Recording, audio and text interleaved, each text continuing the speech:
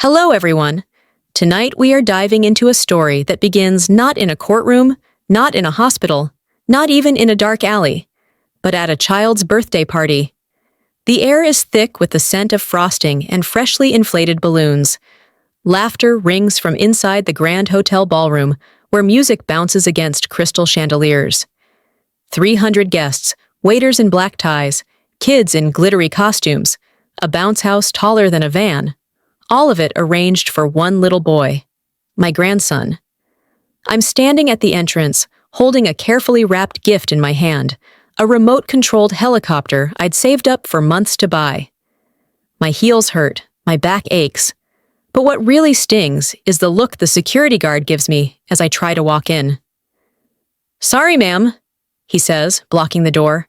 "This party is for close family only." I blink. Surely I misheard him. "I am family," I say quietly. "I'm Cedric's grandmother." He doesn't move. Just behind the glass, I spot my son, Damon, moving between guests. He's laughing, comfortable, looking every inch the proud father hosting a perfect celebration. But he doesn't see me. Or maybe he's choosing not to. And then Joy appears. She glides into view like a magazine cover, one hand on her hip, the other holding a designer clutch. Her smile looks sweet to anyone else. But I've seen that smile before. That smile means you're not welcome here. "Oh, Bernice," she says brightly. "What are you doing here?" What am I doing here? That question cuts deeper than anything she could have said. I'm here for my grandson, to give him a gift, to see him smile, to remember that, once upon a time, family meant something. But now it seems like I've been erased. So before you get comfortable, take a moment to like the video and subscribe, but only if you really like what I do here. And don't forget to tell me where and when you're watching from. I read every comment, and it always warms my heart to see this community reach across time zones and countries. Now, turn off the lights. Maybe turn on the fan to have some soft background music, and let's start our journey tonight. This is not a story about revenge. This is a story about clarity, about what happens when one woman finally says, "Enough is enough." The moment at the door wasn't the beginning, but it was the breaking point. And in that instant, standing there like a stranger outside her own grandson's birthday party, something inside me hardened. Quietly, cleanly, like a lock clicking into place. I didn't argue. I didn't cry. I didn't beg. I smiled. I handed the gift to the security guard, and I walked away. The walk to my car felt longer than usual, every step echoing with memories. Cedric's first Christmas, his tiny fingers clutching mine, the nights I stayed up rocking him to sleep while Joy complained about noise. All those years I was needed. All those days I was part of something, or so I thought. I sat in the car, the air thick and unmoving. I stared out the windshield at the Grand Hotel, glowing like a palace behind me. And I remembered every favor I'd ever said yes to. Joy's student loans, Damon's mortgage cosign, the spa gift cards, the daycare bills, the mysterious medical emergencies that required urgent help. Every time I reached into my savings because I loved them, because I trusted them, because that's what family does. But as I sat there, staring at the party I paid for but wasn't welcome at, the truth settled like a stone in my stomach. This wasn't family. This was fraud. And the saddest part? I hadn't just let them take advantage of me. I'd handed them the keys. Smiling, willing, grateful to be included. Not anymore. I turned on the engine. My fingers shook as I gripped the steering wheel, but not with weakness, with clarity. I was done being the silent supporter. I was done being the bank account dressed in grandma clothes. I was done being erased. That night, I didn't go home to cry. I went home to plan. I opened files, pulled bank statements, scoured emails, called my lawyer. For the first time in years, I wasn't afraid of breaking the family. Because what I finally understood is that they had broken it already. They just didn't expect me to notice. But I did. And now, it was their turn to watch me show up without warning. The party they threw to impress the world? It was about to come crashing down. Because I may not have been on the guest list, but I was still the one holding the receipts. And tomorrow, they'd find out just how much I remembered. I remember the first time I met Joy. It was one of those early spring afternoons where the air still held onto the chill of winter, but flowers had already begun to bloom with the naive optimism of something new. Damon had called me the night before, his voice unusually animated. "Mom," he said, "I want you to meet someone special." I smiled. "Does she know she's meeting a tough critic?" He laughed, the way he used to when he was a teenager and trying to charm his way out of a grounding. "She's amazing. You'll love her." And for a while I did. Joy was beautiful, poised, well-spoken. She had that polished look of someone who always knew exactly how she appeared. Not just physically, but socially, emotionally. She was aware of her power. But she also knew how to disarm. She brought flowers, complimented my cooking, laughed at my jokes, even the ones that Damon usually groaned at. She called me Miss Bernice for the first few weeks, which I found old-fashioned but sweet. She told me about her studies, her dreams of becoming a pediatric dental specialist, her difficult upbringing. I found myself softening. I wanted to like her. I wanted Damon to have someone good. And most of all, I wanted to be part of it. The forming of this new branch of our family. They moved fast. Within a year, there was a small wedding, modest, tasteful, but Joy's mother didn't show. I remember how hurt she seemed, how Damon held her hand tightly at the reception. "She's never approved of anything I've done," Joy confided in me, eyes glassy from wine or emotion, or both. "But I'm glad you're here. I want you to be part of our life." My heart swelled. Looking back now, I don't know if it was genuine. Maybe it was, maybe it wasn't. But the truth is, sometimes love makes you see what you want to see. And I wanted this to work. The first few years were fine. We had dinners together, holidays. Damon seemed happy. And when Joy got pregnant, I thought, this is it. A new chapter, a new beginning.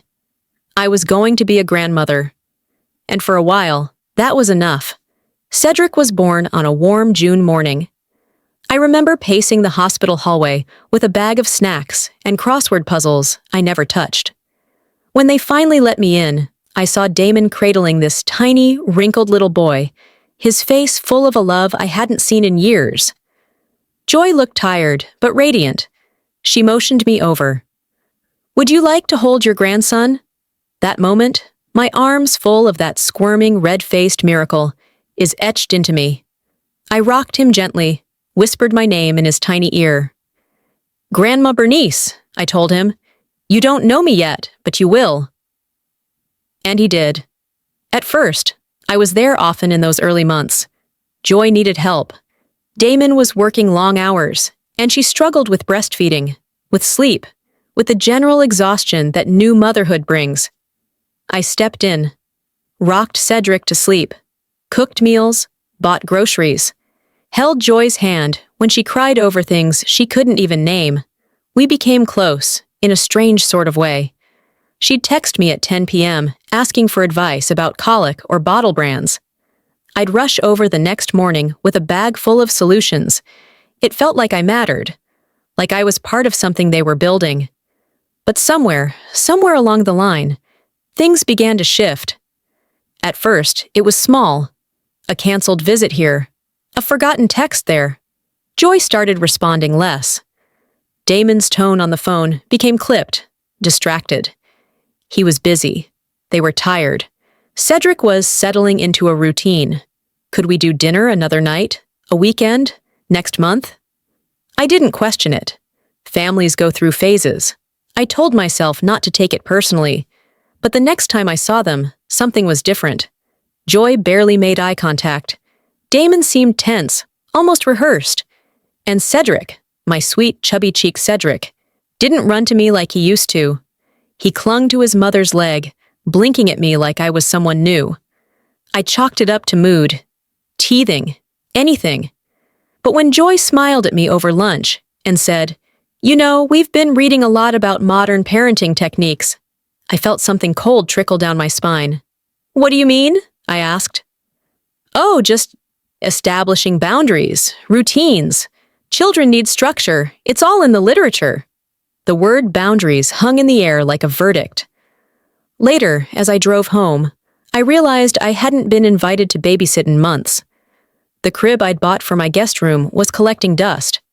My house, once filled with toys and giggles, had grown silent. Something was changing, and I couldn't name it yet, but I felt it. Like a slow leak in a tire. You don't notice until the car veers off the road. It's easy to blame yourself in those moments. Maybe I was too involved. Maybe I offered too much advice. Maybe I was clinging to something that wasn't mine to keep. But the truth, Joy was never building a family with me. She was building a kingdom. And I was only welcome as long as I was useful. And I hadn't even begun to understand just how useful I had been. It started with small favors. At first, they made sense. That's how it always begins. Reasonable, even thoughtful requests, wrapped in the language of family. You don't see the trap when it's still disguised as love.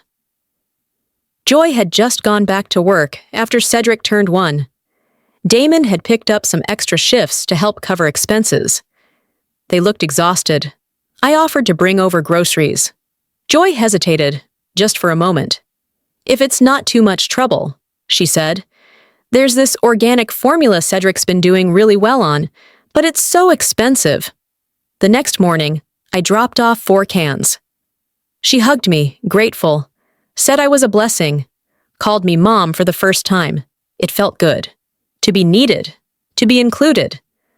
That feeling, the warmth of being indispensable, can be intoxicating, especially when you've spent years slowly fading into the background. Then came the daycare enrollment fee, just until their next paycheck. And the car insurance renewal.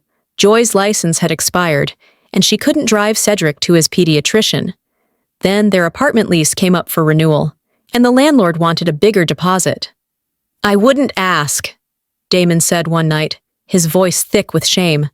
"But Joy's student loans are killing us." "Of course," I replied. "I'll help." It was never framed as dependence, just support, temporary help, a bridge across hard times. I told myself, that's what mothers do. That's what grandmothers do. We give, we sacrifice, we hold the family together when things get tight. And for a while, I felt proud of that role.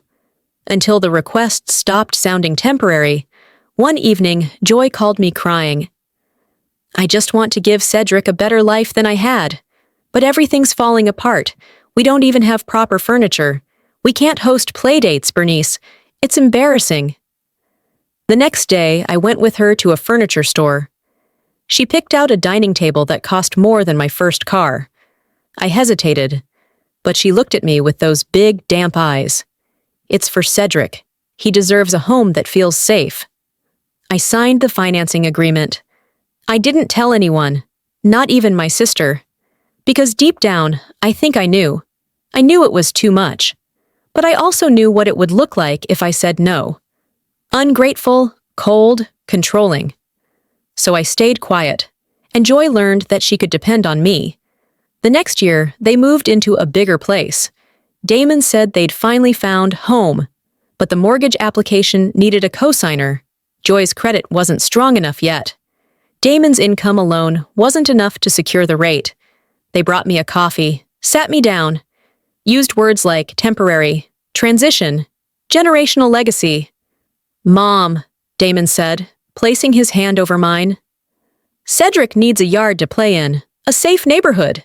This house is perfect, but we can't do it without you." I didn't answer right away. I looked at Joy, her hand resting protectively over her belly. She hadn't even announced her second pregnancy yet, but I already knew. She saw me looking and nodded, lips trembling. "We were going to tell you next week." Tears welled in my eyes. Another grandchild. Of course I said yes. Of course I signed. Of course I told myself it was love. But here's the thing, no one tells you about giving too much. It becomes expected. Joy stopped asking gently. Damon stopped showing guilt. It became routine. A cable bill here, an overdraft there, a credit card emergency when Joy's car needed repairs. I found myself checking my balance at night, wondering how I'd slipped from provider to lifeline without ever noticing the shift. And through it all, Joy smiled. She texted me pictures of Cedric in his Halloween costume, sent videos of him learning to ride a bike, included me in just enough family events to keep me emotionally invested. It was like being love-bombed and ghosted at the same time. Affection when they needed something, distance when they didn't. And I let it happen, because I believed that if I gave enough, helped enough, they would keep me in their life. It's a dangerous myth, that one. The idea that love can be purchased through sacrifice. The more I gave, the more I became something other than family. I became a utility, a bank account in a sweater. And the worst part? I still blamed myself. Maybe I gave bad advice. Maybe I was too involved. Maybe I hovered. But guilt is a currency manipulators spend freely, and I'd become their favorite store. Until the day I got a letter from my own bank. A new loan had been taken out. In my name. I stared at the envelope for a long time. My hands were shaking. I hadn't applied for any loans. I hadn't even logged into the banking app in weeks. The next morning, I drove straight to the branch. I expected it to be a clerical error. It wasn't. It was a signature. Mine. Or close enough. The handwriting looked shaky, sloppy, but on paper it passed. The branch manager looked uncomfortable. It was done electronically, through an authorized family account, listed under your shared address. I blinked. What shared address? He glanced at the screen. Your name is listed at 218 Ridgewood Lane. Joy and Damon's house. The one I'd co-signed. The one they never added me to the title of. The one I hadn't stepped foot in since Cedric's 3rd birthday. I left the bank with a knot in my stomach and a folder full of transaction records. Joy had listed me as financial reference for more than I could count. Credit cards, payday loans, even a cosmetic surgery clinic. I drove home in silence. My phone buzzed once. A text from Joy. Hey, Bernice. Can you help us out with Cedric's school trip next month? They're asking for $800 up front. I didn't respond. Not this time. I stared at the phone for a long time, then powered it off. For the first time in years, I realized what this was.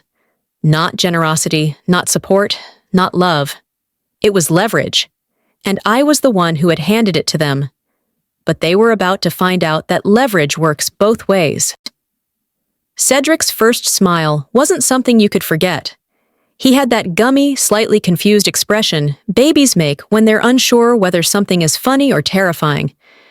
And when he smiled, really smiled, it looked like the whole world fit inside those tiny cheeks. He was 3 months old. I was watching him while Joy went to a prenatal yoga class, part of a package Damon had bought her to reduce stress. It was just Cedric and me that morning, the two of us curled up in a blanket on my living room couch. The sky outside was gray, with a drizzle tapping the windows gently, and the only sound was the soft hum of an old jazz radio station I liked to leave on. I'd just finished feeding him and was wiping his chin when he blinked those round, bright eyes up at me and gave me this wobbly, lopsided grin. And then, laughter. Pure, sudden, like the world's tiniest giggle bubbling up from the center of his belly. I laughed too. Tears welled in my eyes before I could stop them. That was the day I fell in love with Cedric completely. Not as a grandmother, not as a helper or supporter, but as a person, a little human being who saw me, trusted me, delighted in me, who didn't care what I looked like or how much I gave, as long as I was there. I remember thinking, this is it. This is why I help, why I say yes, why I show up, because of this smile. Over the next few years, I had countless moments like that. The time he fell asleep with a crayon in his hand and drew half a rainbow on my wall. The mornings he'd come into my room before his parents were awake, curling up next to me under the blankets just to be close. The way he'd cry when I left, and the way he'd jump into my arms when I came back. Cedric and I had something that didn't need permission. It wasn't about money or schedules or parental approval. It was love in its purest, unfiltered form. That's what made the later years so painful, because that connection, so natural and joyful, began to erode in ways that were almost invisible at first. Joy stopped sending pictures. At first, it was just a few days without updates. Then, weeks. I started having to ask, "How's Cedric doing? Can I stop by?" The responses grew vague. "He's fine. We're just swamped right now. Maybe next week." When I finally did see him, he'd changed. He didn't run to me anymore. He didn't show me his toys or pull me toward the fridge to get the juice boxes I always kept for him. He sat near his mother, quiet, watchful. He seemed distant. I told myself it was a phase, that kids grow, that they attach differently at different ages. But deep inside, a fear began to creep in. Was Joy saying something about me? Was she telling him to keep his distance? The thought made me sick. So I tried harder. I bought new books, toys, educational games. I researched activities that could help him stay engaged. I offered to take him to the zoo, to art class, to anywhere.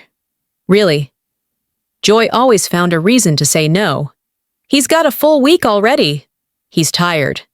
We're focusing on family bonding time right now."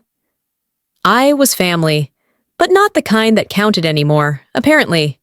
At Cedric's 4th birthday party, I was still invited.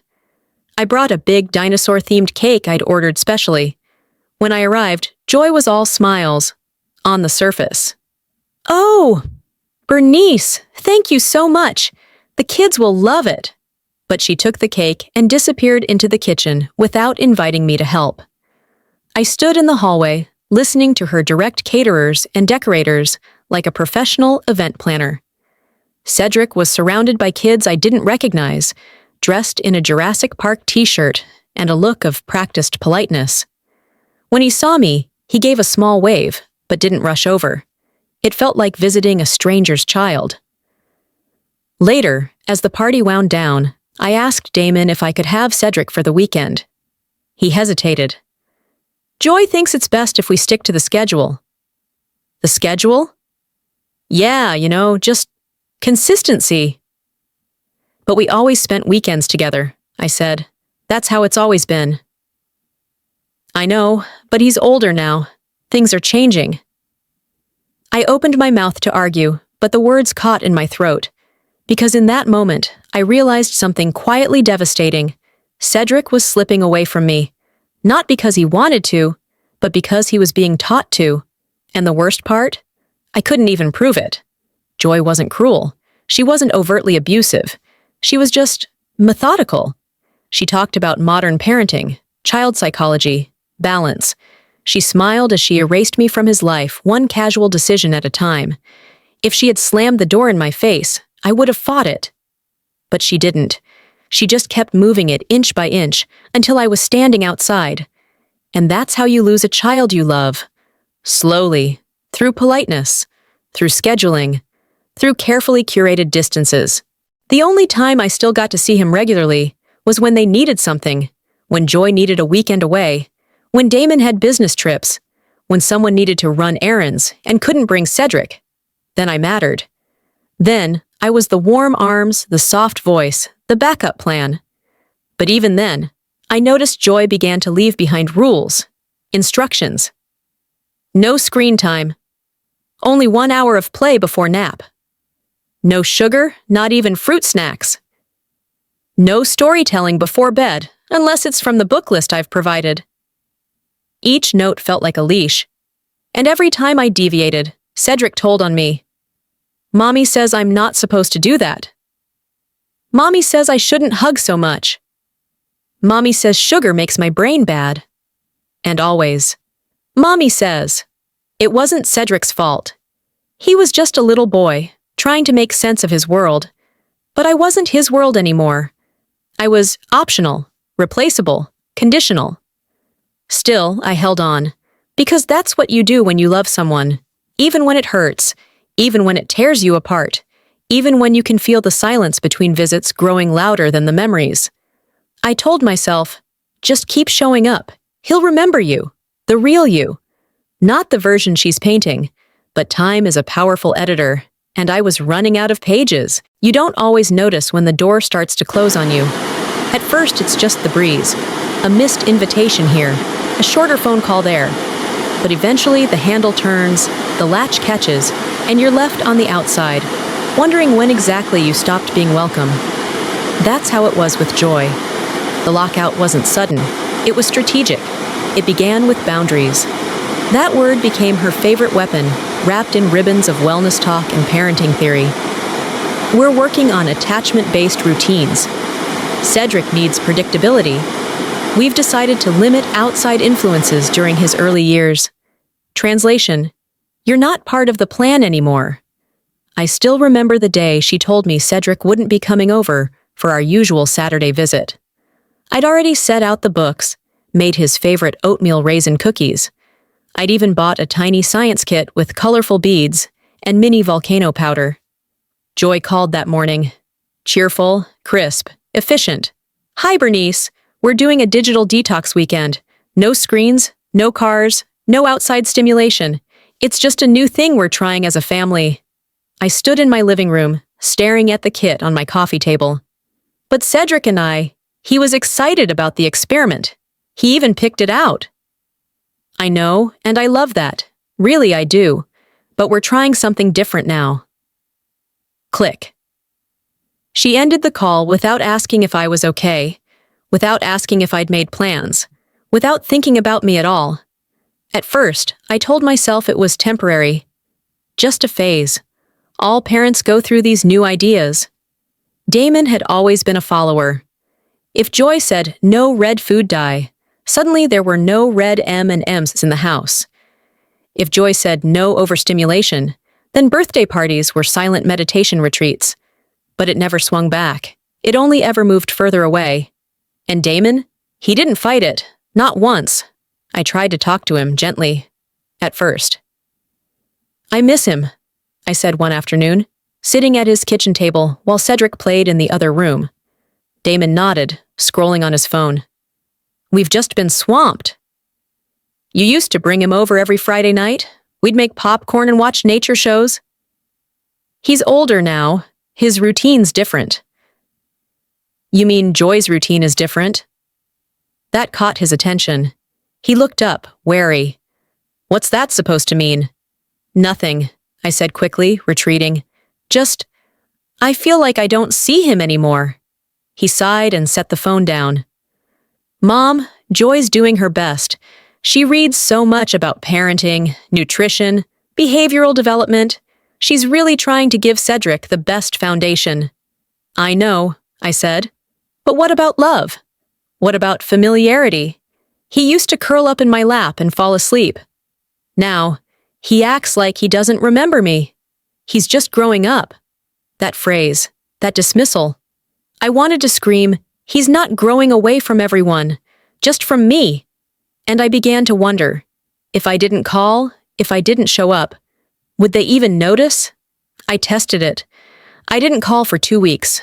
No one reached out. Not Damon, not Joy, not even Cedric. Then, one evening, I saw a photo on Joy's social media. Cedric at the zoo, holding a balloon animal, laughing under a splash of sunlight. My chest tightened. That was our place, our spot.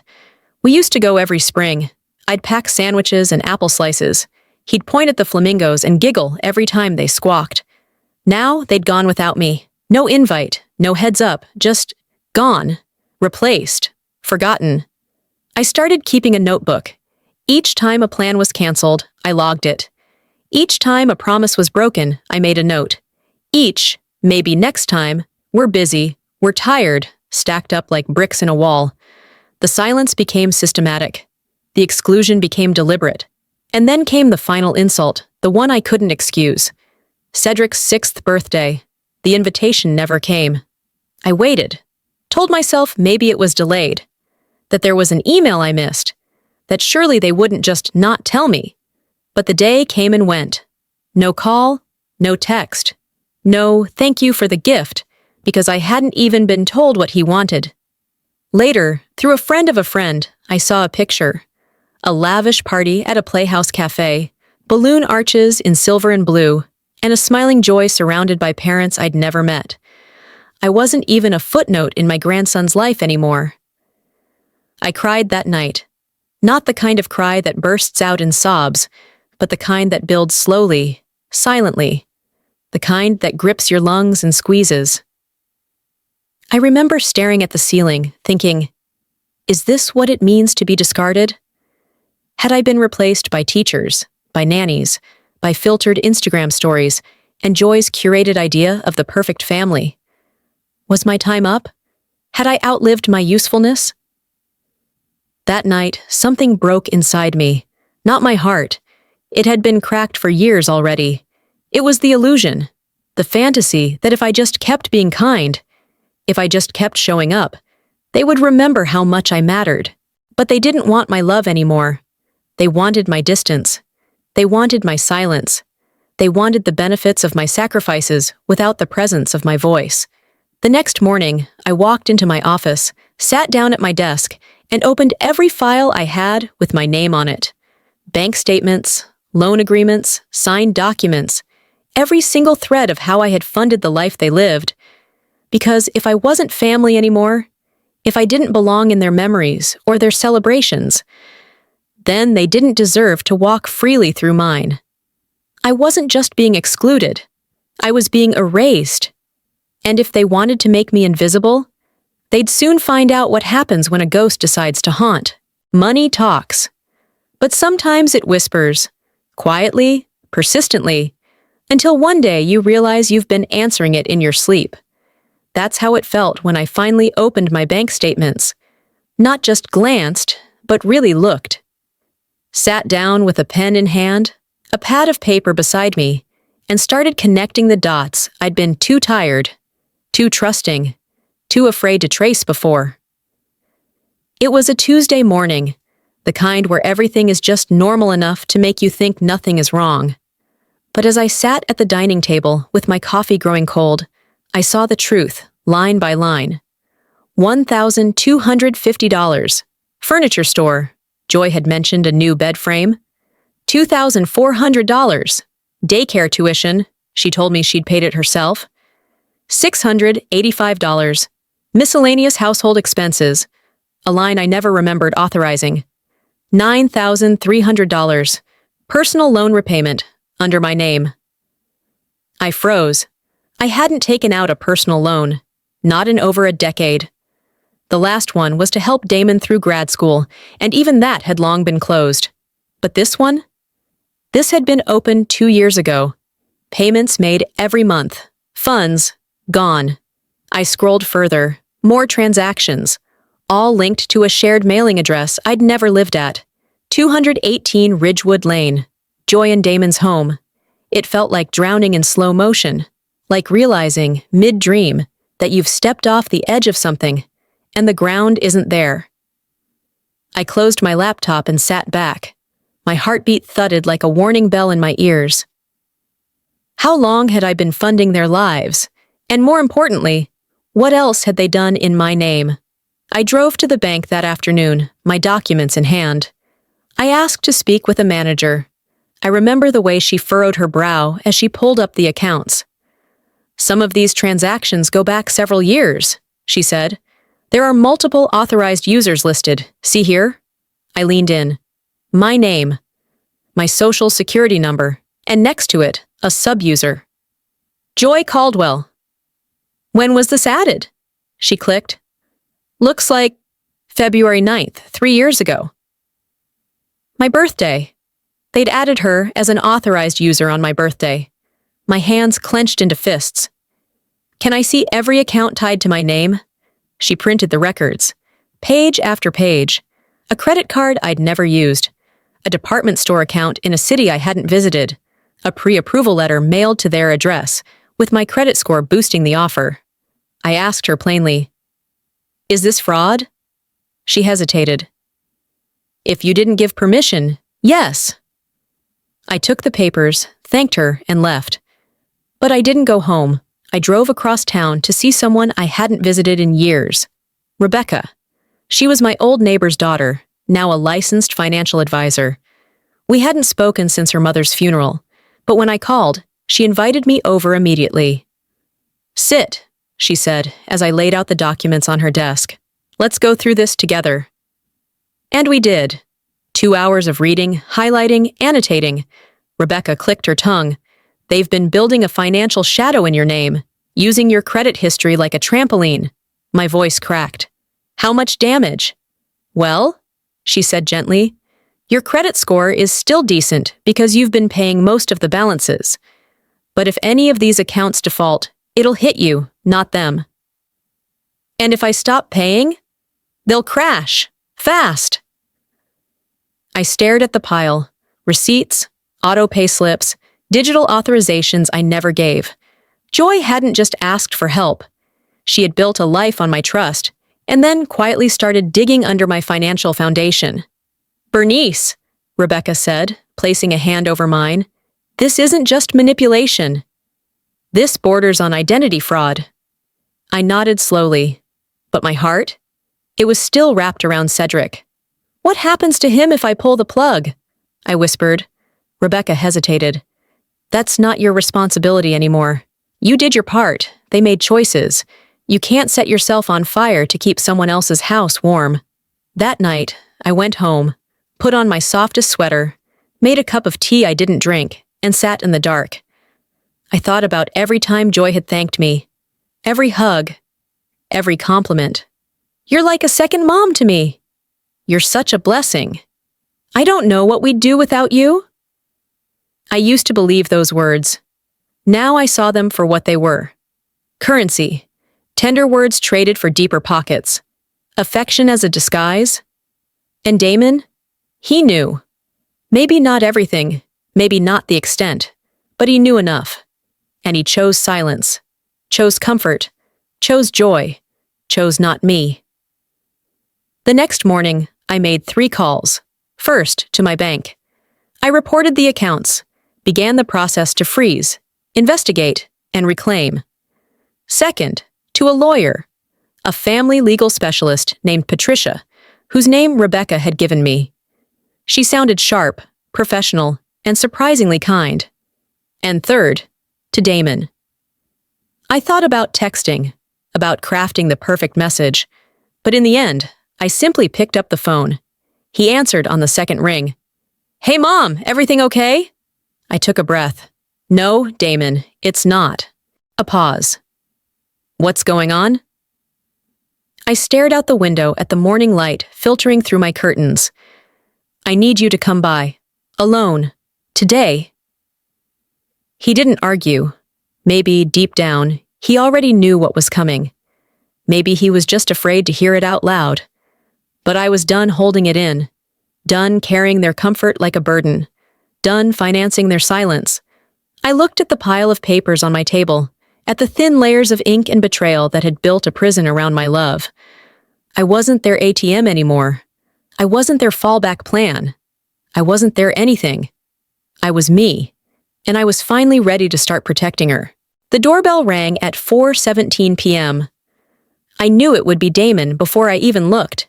He'd always been punctual, even as a child, early to school, early to practice, early to dinner. But somehow, never early enough when I truly needed him. I opened the door. He stood there in his pressed dress shirt, looking like a man who'd spent the drive rehearsing lines in his head. His smile was cautious, the kind you give when you're trying to act normal, even though everything is on fire. "Hey, Mom," I stepped aside. "Come in." The moment he crossed the threshold, it was as if the air in the room thickened. I could feel it hanging between us, the weight of what had to be said, and the years of unsaid things trailing behind him like a shadow. He took a seat on the couch, the same one where Cedric used to fall asleep in my lap. I stayed standing. He watched me for a second before asking, "What's going on?" I walked to the dining table and picked up the folder. The sound of paper against wood was louder than it should have been. Or maybe it just felt louder because it was the sound of everything unraveling. I handed it to him. "Read." He opened the folder and began scanning. The first few pages were slow, his brow furrowed, mouth tightening. But then came the signatures, the dates, the loans, the authorizations. By page 6, he was silent. By page 10, his hands were shaking. This can't be right. It is. Joy, no, she wouldn't do this without telling me. Wouldn't she? He looked up. Mom, some of this is serious. I know. She used your name for credit cards, she opened loans, and made me the guarantor on a mortgage I didn't fully understand. I added quietly. You stood beside her when I signed it, Damon. I didn't know she was going to. You didn't ask, I said. You didn't want to know. He looked down. There was a long, heavy pause, the kind where the clock ticks louder than anything else in the room. When he finally spoke, his voice was small. Why didn't you say anything sooner? I laughed, a dry, bitter sound I hadn't meant to let out. Because I kept hoping you'd see it for yourself. I didn't want to be the villain. I didn't want to be the difficult mother-in-law who was jealous or territorial or bitter. I kept thinking, if I'm kind enough, helpful enough, quiet enough, maybe you'd remember I'm your mother. Damon's jaw tensed. I didn't forget. Didn't you? He didn't answer. Instead, he flipped another page, saw the wire transfers, the auto-pay forms, the ballooning debt on a line of credit he probably didn't even know existed. She said everything was under control, he whispered. She said you offered to help. I did, I admitted. At first, out of love. But love isn't supposed to be a credit line. He set the folder down, leaning back like the weight of it had just landed on his chest.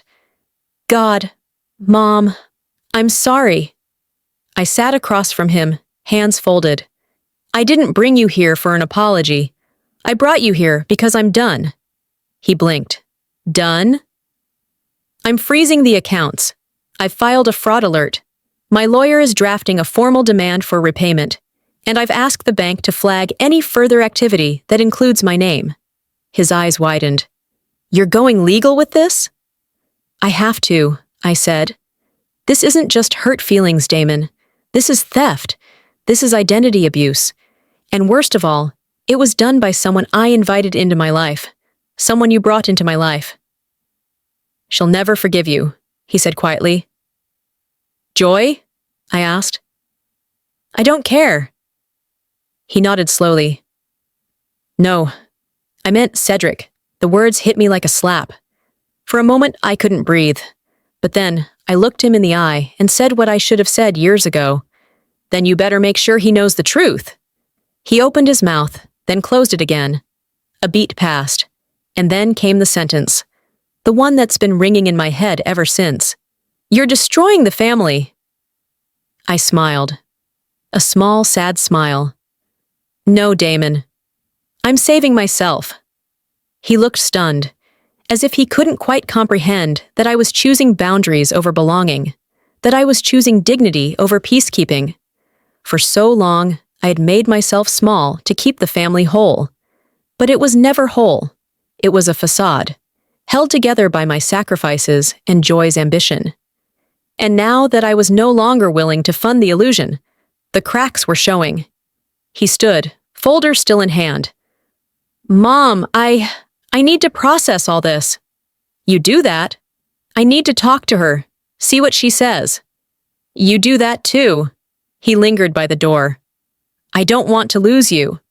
You already have, I said, but you can still find me again. Just don't come back with lies. He nodded once, then left, and I sat alone in the quiet, watching the sun dip behind the trees, casting shadows through the blinds like prison bars. But I didn't feel trapped anymore. I felt clear, like the air after a storm. They had taken my money, my trust, my place in the family. But they hadn't taken me, not yet, and now they never would. The morning of Cedric's 7th birthday, I woke up with a strange sense of calm. Not the soft, soothing kind. No, it was the kind of calm that comes after you've cried your last tear. After you've said everything that needed to be said. After the wound stops bleeding and starts hardening into scar. I put on my favorite blouse, the blue one with the embroidery around the collar. Not too dressy, but not too plain either. It was the kind of top that said, "I'm here because I choose to be, not because I'm begging for a seat at the table." I placed the wrapped gift in the front seat of my car, Cedric's remote-controlled helicopter, the one he'd circled in the toy catalog 6 months ago, back when he still called me on weekends. It had taken me 3 months of small saving, clipping coupons, skipping dinners out. But that's what grandmothers do. They remember. They listen. They follow through. I hadn't been invited to the party, but I knew it was happening. 300 guests. A private venue. A magician. A catered dessert bar. The kind of event that was less about a child's birthday and more about proving something to the world. Joy had always been good at that, curating perfection. I parked across the street and waited for a moment, watching people arrive in expensive cars, dressed like they were attending a wedding. I recognized a few faces from Joy's social media. The yoga mom, the real estate friend, the luxury daycare director. All smiles, all talking loudly. None of them knew who I was. I took a breath and got out of the car. The security guard at the entrance was tall, broad, and polite, but firm. "Sorry, ma'am. This event is for invited guests only." I nodded. "I'm family." He glanced at his clipboard. "Name?" "Bernice Caldwell." He scanned, then paused. "I'm sorry, ma'am. You're not on the list." I wasn't surprised. "Could you check with my son, Damon?" He hesitated. "I'll need to verify with Mrs. Caldwell." And that's when she arrived. Joy. She moved like she owned the air around her. Every step echoed with the assurance of someone who believed in her own narrative. Her hair was perfect, her smile precise. "Oh, Bernice," she said, her voice sweet and sharp. "What are you doing here?" "I came to give Cedric his gift," I said, lifting the small wrapped box. Her smile faltered for a fraction of a second, just long enough to reveal the crack beneath her polished surface. "We decided to keep the party small this year," she said. "Just close family." I looked past her. Inside, I saw a ballroom filled with balloons, music, and at least 300 people. So many people, but not me. "Joy," I said quietly. "I helped raise that boy." "Yes," she said, brushing non-existent lint from her sleeve. "And we're grateful. But he's grown now. We're focusing on consistency and clarity in his relationships. It's healthier." "Healthier than love?" She tilted her head. "Boundaries are love, Bernice, and we're creating a new dynamic." A new dynamic. I suddenly saw the whole machine. The playdates I hadn't been invited to. The appointments I'd paid for but never been told about. The quiet shift from included to inconvenient. Joy didn't want me there because my presence reminded her of how she got to this point, of whose hands helped build the very foundation she stood on. I handed the gift to the guard. "I'll leave this here," I said. "It's something Cedric asked for. I hope he likes it." "I'll make sure he gets it," Joy said, reaching for the box. I didn't hand it to her. I gave it to the guard. She noticed. Her smile tightened. "I hope the cake doesn't melt under all those lights," I said. "Would be a shame." Then I turned and walked back to my car. Behind me, I heard Joy greet someone else. Bright, cheerful, effervescent. "Welcome, come in. Cedric is going to be so excited you're here." As if nothing had just happened. As if I hadn't just been cut out like a flaw in a diamond. In the car, I sat quietly for a long time, fingers resting on the wheel, eyes blurry. But I didn't cry. I was past crying. Instead, I pulled out my phone and opened my banking app. Account closed. Credit freeze. Fraud report submitted. Pending legal letter. The machine Joy had built? I'd unplugged it. Every loan, every card, every line of credit tied to me, gone. I had nothing left to give them. And more importantly, I refused to. That party, the glitter, the spectacle, the applause, it was a monument to a lie built on the quiet sacrifices of the woman left outside. Me, but no more. Tomorrow, Joy would discover that every one of her accounts had been frozen. that her cards wouldn't swipe, that the event she threw to impress the world was funded by a woman she refused to acknowledge, and it was going to fall apart in front of everyone. She could try to explain, blame the bank, blame Damon, blame bad luck, but deep down she'd know. This was the price of erasing me, and I was done being invisible. But they hadn't taken me, not yet, and now they never would. I took it, cautiously, opened it. Crayon scribbles, block letters, a picture of a helicopter with wings drawn like angel feathers. "Grandma B," it read. "I miss you. Can we play again soon?" I held it like it was made of glass. Did she make him write this? "No," he said quietly. "He asked where you were, why you didn't come to his party." "What did you tell him?" "I said you were busy." I looked at my son, the man I had raised, fed, fought for, and saw someone I barely recognized. "I was never too busy, Damon," I said. "You just stopped letting me be part of his life." "I know," he whispered. And finally, he broke. Tears welled in his eyes, and he sank down on my porch steps. "I thought I was doing the right thing. Joy kept saying you were too involved, that you were controlling, and I didn't want to lose her. So you lost me instead." He nodded. "I don't know how to fix this." "You start by choosing," I said softly. "Choose truth. Choose Cedric. Choose not to be complicit in someone else's lies." "And if I do?" "Then maybe," I said, "you'll start to rebuild something worth saving." He stayed there for a long time, quietly crying, while I sat beside him, holding Cedric's note like a fragile bridge between the past and whatever came next. There were no grand speeches, no promises, just silence. And for the first time in a long time, it didn't feel empty. It felt honest. The next 48 hours were a whirlwind. Joy tried everything. At first, she played the victim. She called my sister, told her I was spiraling and lashing out. She framed it as a misunderstanding, a tragic overreaction, from a grandmother too emotionally fragile to handle change. Then came the guilt trip. A text message that read, "I can't believe you'd do this to your grandson.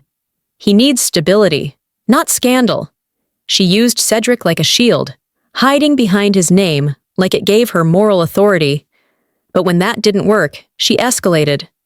She threatened to file for a restraining order, claimed I was harassing her, told mutual friends I was obsessed and dangerously controlling. I expected it.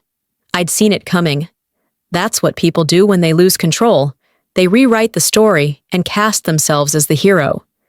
But Joy underestimated something. I had evidence, and now I had leverage. On the morning of the 5th day, I walked into Patricia's office. She was dressed in navy slacks and a crisp white blouse, her hair pulled back in a no-nonsense bun. Her demeanor was calm but purposeful, like a surgeon preparing for an operation. "I've reviewed everything," she said, motioning to the stack of documents I'd provided. "We're moving forward. What's our first step?" "A formal demand letter," she replied. "It outlines the total restitution owed, the fraudulent activity, and the intent to pursue legal action if it isn't resolved. And if they ignore it?" She looked up. "Then we file." I nodded. "What are we demanding?" "Restitution of $87,000, plus legal fees and interest. Dissolution of any joint financial accounts. Removal of her name from any shared credit lines. And most importantly," she handed me a paper, "a legally binding agreement guaranteeing your visitation rights with Cedric." I stared at the last clause. My fingers trembled. "This is possible?" "If we frame it as part of financial damages and emotional harm," she said, "we can make a case, especially since you were supporting his life financially and were intentionally cut off after years of caregiving." I blinked back tears. "Let's do it," I said. She slid the letter across her desk, and I signed. And just like that, the power shifted. At 3:17 p.m. that day, Joy received the letter. She didn't call me, but she called Damon, and Damon called me. "Mom," he said, "she's freaking out." "I'm sure she is." She's saying you're trying to ruin her life. I'm trying to protect mine. He was quiet for a beat. She didn't think you'd go through with it. She thought wrong. She wants to talk. She can talk to my lawyer. Mom, please, can we just fix this without lawyers? No, Damon, I said. We tried that. I gave you every opportunity to fix it with honesty. You chose silence. Joy chose deception. You both built a castle on my name, and now I'm tearing it down. He let out a long sigh. I don't know what to do. You decide, I said. You decide whether you're going to keep enabling her, or whether you're going to start taking responsibility. And Cedric? My heart ached. Cedric will be fine. Kids are resilient. What he needs more than a bounce house and a buffet is a family that tells the truth. The following day, I received an email from Joy's attorney. It was formal, defensive, and vague, questioning the validity of my claims, suggesting miscommunication, and asking for a 14-day extension. Patricia responded within the hour. No extensions, no negotiations. Either we resolve this now, or we proceed to court. They folded. Within 72 hours, Joy signed the agreement. Restitution terms acknowledged. Joint accounts severed. Fraudulent debt absorbed into her personal liability. And the visitation clause? Ironclad. 2 Saturdays a month. 1 week in the summer. Uninterrupted access unless otherwise agreed upon in writing. I had it in writing. I had it in law. And just like that, the door they tried so hard to close on me had been kicked back open. Not out of kindness, not out of love, but out of consequence. And I wasn't ashamed of that. When the papers were filed, Patricia looked up at me with a smile that was equal parts professional and personal. You did it, Bernice. No, I said. We did it. She nodded. But you chose to fight. I left the office feeling lighter than I had in years, like I'd peeled off a mask I didn't know I was wearing. That weekend, I baked cookies. Not because I was sad. Not because I needed a distraction, but because Cedric was coming over. Legally, officially, irrevocably. The house smelled like cinnamon and sugar, the way it used to when he was a toddler. I even pulled out the old storybooks, dusted off the small Lego bin from the hall closet, and when he walked through the door, shy, quiet, unsure, I bent down, opened my arms, and said, "Hi, sweetheart. I missed you." He didn't run to me. He walked, slowly, cautiously, then hugged me around the waist and whispered, "Mommy said you didn't want to see me anymore." I knelt to his level. "That's not true," I said. "I always wanted to see you. I just had to make sure it was safe again." He looked at me with those wide, wondering eyes. "Safe?" "For my heart," I said, "because my heart belongs to you." And for the first time in a long time, I saw him smile, a real one, not polite, not rehearsed, just Cedric, just love, just us. The fallout didn't stop with the signatures. Joy may have signed the legal documents, but she didn't surrender quietly. She began damage control the moment the ink dried, posting curated family photos on social media, writing captions about growth, miscommunication, and choosing grace. But behind the scenes, she was unraveling. Creditors began to call. The mortgage company flagged her for review. Several of the cards she had opened under my name were immediately canceled, and the remaining ones switched entirely to her responsibility. And that meant one thing: debt. Real, actual, unpayable debt. Her carefully crafted world, one built on spa days, luxury handbags, and curated dinner parties, was crumbling. And it wasn't because I destroyed anything. It was because she built her palace with stolen bricks. Damon tried to hold things together. I could see it in the weeks that followed. He dropped Cedric off like clockwork, never late, always polite, but different. His shoulders hung lower, his voice quieter. One day, as Cedric was playing in my living room, Damon lingered at the door before leaving. "Can I come in for a second?" he asked. I nodded and stepped aside. He sat on the edge of the couch, hands clasped, eyes unfocused. I moved out, he said after a long silence. I turned to him slowly. What? I couldn't stay, he continued. After everything, the documents, the evidence. I confronted her. She denied it at first, said it was love, said it was family. But love doesn't sign someone else's name on a loan application. He swallowed hard. She said I had to choose. And you chose? He nodded. I chose truth. For the first time in a long time, I saw my son. Not the boy who hid behind Joy's certainty, not the man who buried conflict under politeness, but a man standing at a crossroads, finally facing the truth. I'm not perfect, he said. I let her make me blind to what was happening, but I'm done pretending I don't know who she is. I sat beside him. You're not the only one who was blind, I said. I let it go on too long. I wanted to believe I was helping. I didn't want to see the cost. He looked at me, eyes brimming.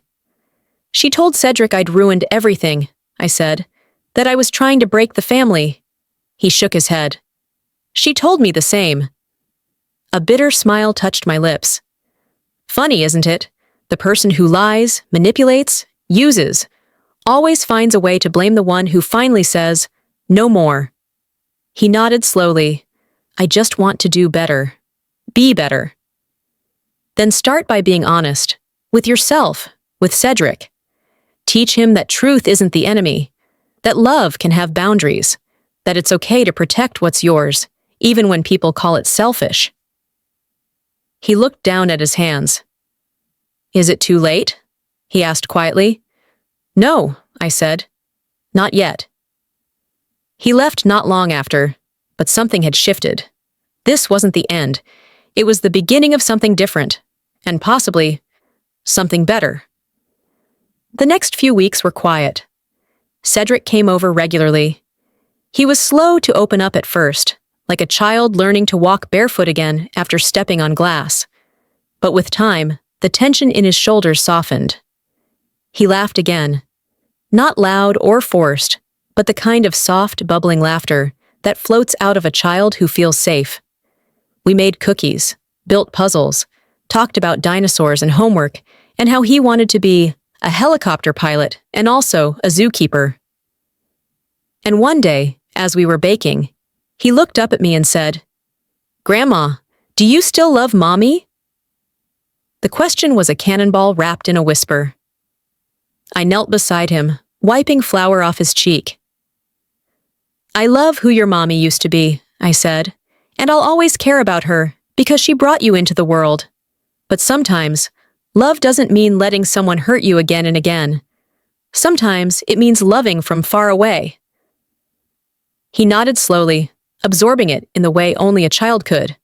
Like the moon? I blinked. The moon. It's far, he said, but it's still there. I smiled and hugged him tight. Exactly like the moon. Then came the letter. Joy's lawyer again. Only this time, it wasn't a threat. It was a petition for mediation. She was seeking reduced financial restitution, citing emotional distress, public embarrassment, and financial hardship. She claimed she had not fully understood the legal implications of her actions and never intended to cause harm. Patricia and I reviewed it together. She wants to renegotiate, Patricia said, eyes scanning the document. Wants to pay less, stretch it out, erase the visitation clause. No, I said. No negotiations? None. She's not sorry, she's just broke. Patricia smiled. You're learning, I nodded. I had a good teacher. We submitted a formal rejection. The agreement stood, and that was the last we heard from Joy's legal team. 2 months passed. Cedric's laughter grew louder. Damon started asking if he could help plan Cedric's next birthday party. Something small and meaningful, he said. Something that wasn't about optics, but about Cedric. He didn't ask for money. He didn't offer guilt. He just showed up. And maybe that's what redemption looks like. Not grand gestures, not apologies carved in gold, but showing up again and again and again. I stood at the kitchen window one morning, watching Cedric build a cardboard spaceship in the yard.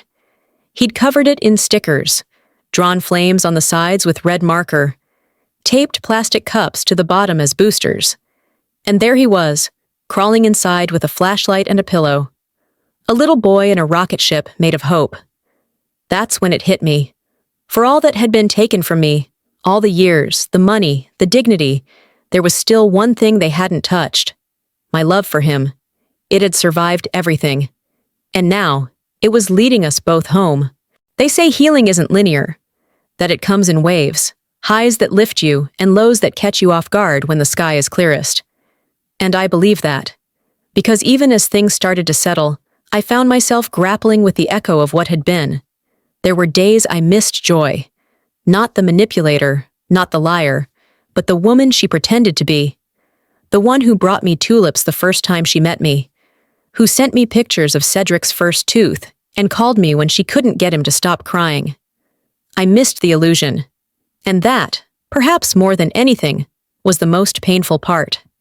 To realize how much love I had given to someone who had never truly existed. But I didn't let that pain define me anymore. Instead, I began to rebuild, brick by careful brick. The first place I started was with my home. I cleared out the guest room that had once been Cedric's when he was a baby, turned it back into something new. Not a shrine to what used to be, but a space of comfort and creativity. I set up a small reading nook, bought a beanbag chair, and lined the shelves with books we could read together. Adventure stories, mysteries, silly joke books. He loved it. He started calling it the mission room. Because, in his words, it's where we go when we have important missions, like cookies and coloring. It was his idea to start a secret agent club. We made badges out of cardboard and string. Each Saturday visit, he gave us new assignments. Once, we had to rescue a missing sock from the laundry vortex. Another time, we planted a spy bug, a paperclip attached to a string, in the neighbor's flower pot. It was innocent, joyful, ours. And through these silly games, Cedric began to blossom again. He wasn't as guarded. He wasn't watching every word like he had for so long. His laughter was looser, his hugs longer. He would say things like, "Mommy says I have to be serious all the time, but it's okay to be silly here, right?" Every time, I reassured him, "You can be whoever you want here." And that became a promise. A truth I tucked into the walls of my house. That this space, this home, would always be a haven. Not just for Cedric, but for me too. Because for the first time in years, I was starting to recognize myself again. Not just as a grandmother, but as Bernice, the woman who'd learned to stand up for herself, who'd set fire to her silence and built warmth from the embers. Then came a letter. Not from a lawyer. From Joy. Handwritten, in her tight, controlled cursive. It read, "Bernice, I don't expect forgiveness. I don't even expect you to read this. But I wanted to tell you that I see now what I did. I lied. I manipulated. I told myself it was for Cedric, but it was for me. You gave so much, and I used it. I twisted your love into obligation. And when you finally said no, I treated you like a villain. I won't ask you to change anything. You have every right to your choices. But I am sorry. And if you ever decide to open that door again, even just a crack, I'll be here." Joy. I stared at the letter for a long time, and I didn't feel anger, not anymore. I didn't respond. I didn't call her. I didn't forgive her, not yet. But I tucked the letter into a drawer. Not because I believed everything had changed, but because I had. And part of healing is knowing when not to reopen wounds. One sunny Sunday, Cedric and I sat on the porch with lemon popsicles dripping down our hands. He looked up at me with his usual curiosity and asked, "Do grown-ups make mistakes too?" "All the time," I said, wiping his chin. "Even big ones?" "Especially big ones." He nodded. "But they can still be good people, right?" I paused, thinking of Joy, of Damon, of myself. "Yes," I said, "if they learn from them." Cedric thought for a moment, then leaned against me. I think you're a good person. And just like that, a piece of my heart that had been cracked for years began to mend. Not all at once, but enough. Enough to believe in mornings again. Enough to believe in love, not the kind that demands, but the kind that remains. Enough to start hosting again. I invited neighbors for tea. I joined a book club. I started a community project at the library to mentor young parents, teaching them about boundaries, financial literacy, and recognizing emotional manipulation. People came. They listened. And for the first time, I wasn't speaking from a place of shame. I was speaking from a place of survival, of truth. At our next secret agent meeting, Cedric handed me a note in an envelope made of folded notebook paper. It had a picture of a heart, drawn slightly off-center. Inside it, one word, grand mission.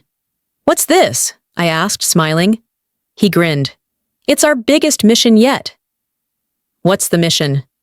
To always stay together, forever. My throat tightened, and I nodded. Mission accepted.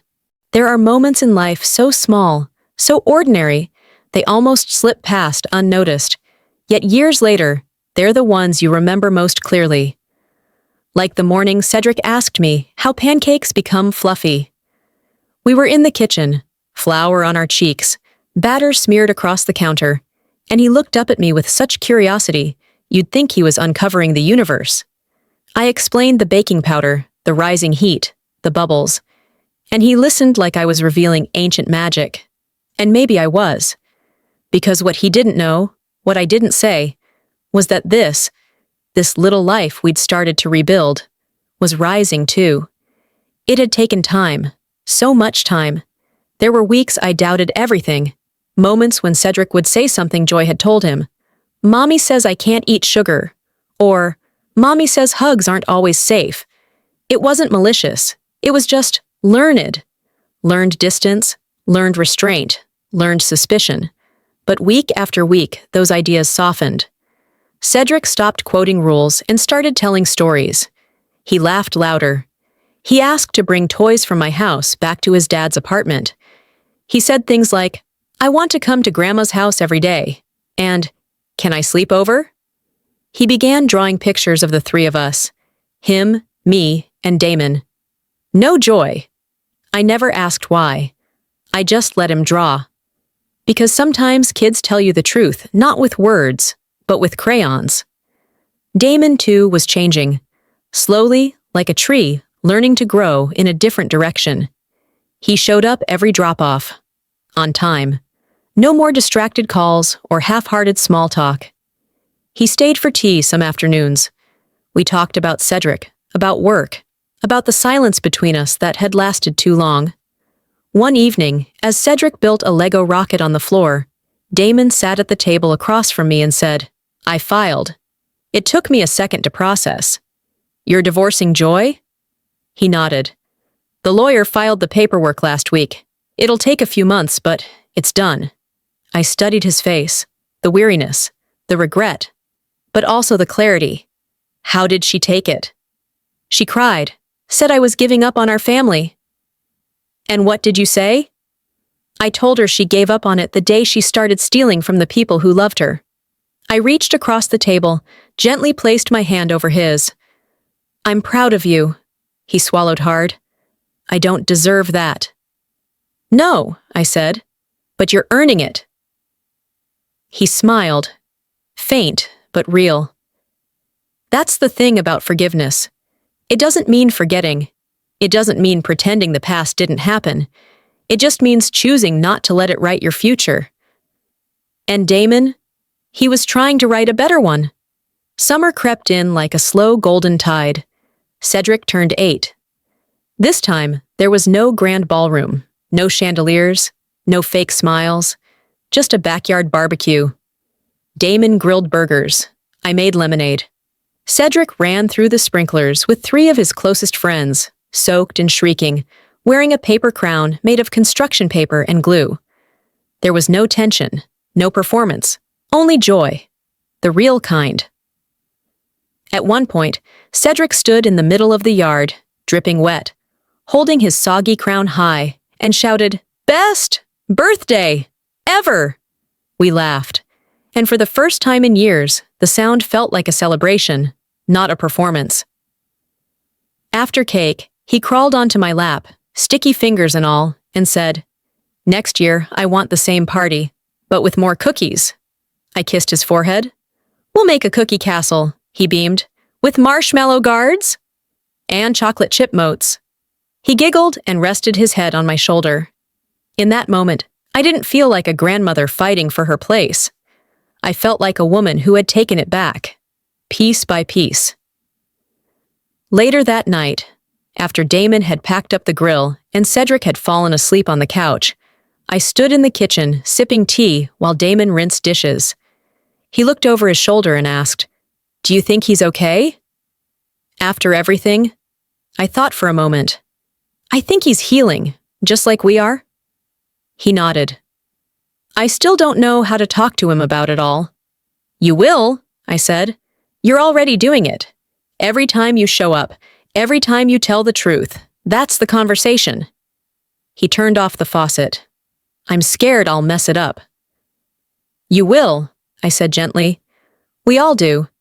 But the difference is now, you'll see it, and you'll fix it. That's what being a parent really is." He came and stood beside me. I lost so much time. "And now," I said, "you're gaining it back." He nodded, eyes damp. We didn't say anything more.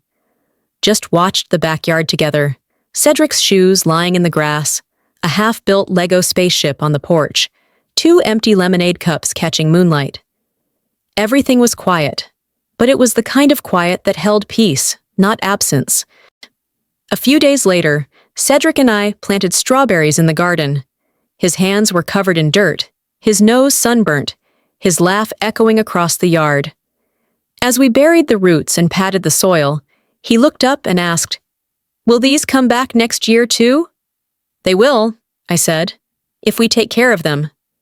He nodded seriously, "Like us." And I realized, he understood more than I thought. He knew. Maybe not the legalities, not the betrayal, not the full story, but he knew what mattered. That love, when nurtured, when protected, when reclaimed, can grow back, even after the frost, even after the storm, even after the world tells you it's too late. Then hugged me around the waist and whispered, "Mommy said you didn't want to see me anymore." I knelt to his level. "That's not true," I said. "I always wanted to see you. I just had to make sure it was safe again." He looked at me with those wide, wondering eyes. "Safe?" "For my heart," I said, "because my heart belongs to you." And for the first time in a long time, I saw him smile, a real one, not polite, not rehearsed, just Cedric, just love, just us, but with love, steady, quiet, real, the kind you build back when you finally decide you're worth saving. The seasons shifted without announcement. Summer softened into autumn, long golden afternoons, cooler breezes, and the rustle of fallen leaves, whispering stories only trees remember. Cedric and I made leaf piles in the backyard, his laughter echoing between the fences as he leapt into them like they were treasure. In so many ways, things had fallen into place, but what surprised me most was how quiet the victory felt. It wasn't loud, it didn't flash, it didn't demand recognition. It simply was, settled like a warm blanket across the shoulders of my life. I had learned to live without fear, to spend money without anxiety, to sleep without wondering if a new loan had been taken in my name, to love without wondering if it would be used against me. And as the final leaves fell and the last raspberries ripened in the garden Cedric and I planted together, I began to realize that I had done something I once believed impossible. I had reclaimed my life. My mornings were now filled with crossword puzzles, soft jazz, and the occasional knock at the door.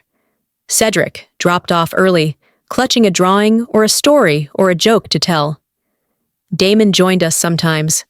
He still had a long road ahead of him, rebuilding his life as a single father, learning how to parent without apology, without someone whispering manipulations in his ear. But he was trying, and more than anything, he had started to trust himself again. To trust me. There was healing there, too. Not as dramatic, not as obvious, but no less meaningful. One Saturday evening, as twilight rolled in, Cedric and I lay on a picnic blanket in the backyard, watching the first stars appear. "Do you think stars remember things?" he asked. "Like what?" "Like who used to look at them? Or who used to believe in them?" I turned my head toward him, my heart aching in the gentlest way. "I think stars remember everything," I said, "even the people who forgot themselves." He was quiet for a moment, then turned to me. "You never forgot me," he whispered. I reached for his hand and held it tight. Not for one single second. And that's the thing, isn't it? We all want to be remembered. We want to be seen, heard, valued, not for what we give, or what we provide, or what we make possible for others, but for who we are. I spent so many years mistaking usefulness for worth, thinking that if I gave enough, forgave enough, loved enough, I would never be left behind. But love isn't measured by sacrifice. It's measured by presence. And presence means nothing if it comes at the cost of yourself. I know that now. I know that I'm still whole, even after being broken, still loving, even after being betrayed, still here, even after being told I didn't belong. And so, as this story comes to its end, I want to say this to you. Wherever you are, whenever you're listening, you don't need anyone's permission to protect your peace. You don't need to keep shrinking just to fit into someone else's vision of what family, or loyalty, or love should look like. You can choose yourself. You can draw a line. You can walk away, and still be kind, and still be good, and still be loved, just like I was, just like I am. So now the house is quiet again. Cedric has gone home. The tea has gone cold. The porch light glows softly against the dark. I sit here, blanket over my knees, the night breathing slow and steady around me. And I feel whole. Not perfect. Not untouched. But whole. Because I remembered who I was. And I never forgot who I loved. And I finally stopped letting someone else's story silence my own. Thank you for being here. Thank you for walking this journey with me. Now, turn off the lights. Let the quiet settle in. And when you wake tomorrow, may you rise with the knowledge that you are worthy of peace, of love, of safety, and of joy. Gentle, true, unshakable joy. Good night.